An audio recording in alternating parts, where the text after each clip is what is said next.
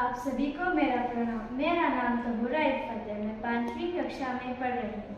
मेरा मॉडल का नाम व्यंजन वे ध्वनियाँ हैं जिनके उच्चारण स्वर के सहायता से होते हैं। हिंदी में कुल 33 व्यंजन हैं, जैसे कि क क ग ग ञ, च च ज ज ञ, ट ट ड ड न, त त द द न, प प ब ब म, य र ल व श श स ह।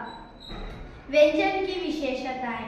अकेले स्वर ध्वनि नहीं निकलती, स्वर के साथ मिलाकर शब्द बनाते हैं। होंठ, जीभ, तालु, दांत आदि की सहायता से उच्चारित होते हैं।